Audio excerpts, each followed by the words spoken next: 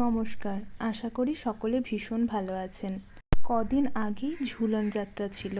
সেই উপলক্ষে আমাদের গ্রামে মানুষ ঝুলন যাত্রার আয়োজন করা হয়েছিল। ৮ দিন ধরে এই মানুষ ঝুলন যাত্রা চলেছিল এবং ৮ দিনে আমাদের গ্রামের ছোট বড় সকলে মিলে বিভিন্ন দিনে বিভিন্ন রকম সেজেছিল। এবং এই মানুষ ঝুলন যাত্রার সাথে সাথে বিভিন্ন রকমের সাংস্কৃতিক অনুষ্ঠানেরও আয়োজন করা হয়েছিল। চারিদিকের এত আনন্দ অনুষ্ঠানের মাঝে কলকাতায় যে ভয়াবহ কাণ্ড ঘটে গেছে সেই ঘটনা কিন্তু আমরা কেউই ভুলতে পারিনি।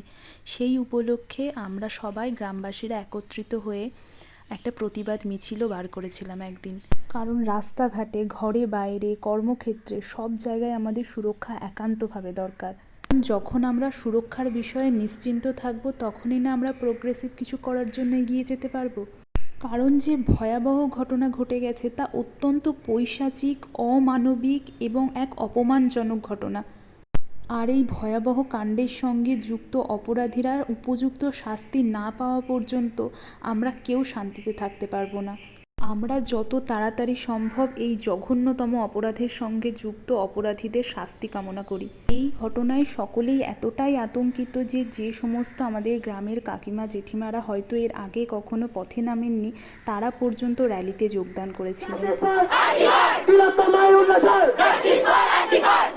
ছোট্ট ছোট্ট বাচ্চাদেরও নিয়ে এসেছিলেন তাদের বাবা মায়েরা, কারণ এরাও যাতে কদিন পরে একটা সুরক্ষিত পরিবেশে বড় হয়ে ওঠে তার দায়িত্ব আমাদের সকলের।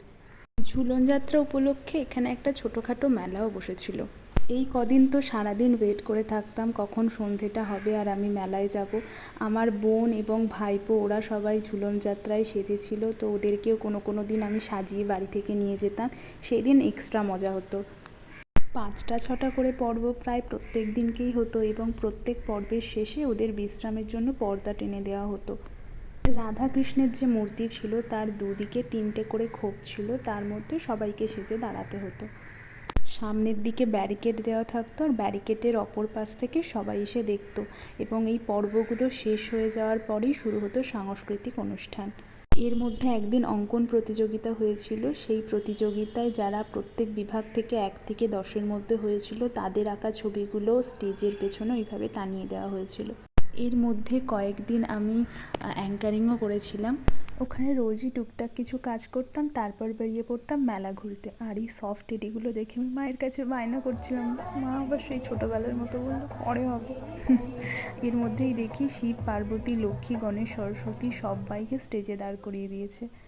এরপর শুরু হয় নৃত্যানুষ্ঠান। গ্রামে দিনের আলোয় যার ছায়া মারানো আপনার ধর্মে নিষিদ্ধ, আর রাতের গভীরে যাকে বস্তি থেকে তুলে আনতে পাইক বরকন্দাজ পাঠান আপনি, আর সুসজ্জিত বিছানায় যার জন্য অপেক্ষায় অধীর। এই দিন যে ডান্স গ্রুপ এসেছিল তার টিচার আমি সেই মেয়ে এই কবিতার সাথে নৃত্য পরিবেশনার মধ্যে দিয়ে অনুষ্ঠান শুরু করে। অসাধারণ একটা পরিবেশনা ছিল। বর্তমান অস্থির পরিস্থিতিতে এই কবিতা যে কতটা রেলিভেন্ট আমরা সবাই জানি। অনুষ্ঠান এদিকে চলতে থাকে আর আমার ভাইপোর বায়নায় আমরা চলে আসি পানের দোকানের সামনে, কারণ ও বায়না ধরেছিল আগুন পান খাবে। ও অনেক ছোট বলে আমরা সবাই বারণ করছিলাম, কারোর বারণ তো শুনলই না, কিন্তু শেষমেশ ওর মুখে ঢোকানোর আগে ওর ফুতেই ওর পানের আগুন নিভে গেছিল। ঝুলন যাত্রার প্রথম দিকে প্রচুর বৃষ্টির জন্য লোকজন খুব কম হয়েছিল, তাই শেষের দিকে আর একটা দিন বাড়ানো হয়।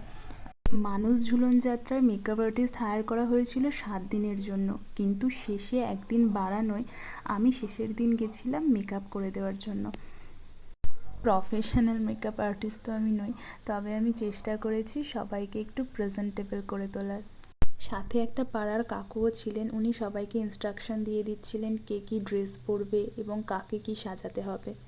আমি শুধু মেকআপটুকুই করেছি, বাকিটা সবাই মিলে সবার সহযোগিতায় হয়ে গেছে।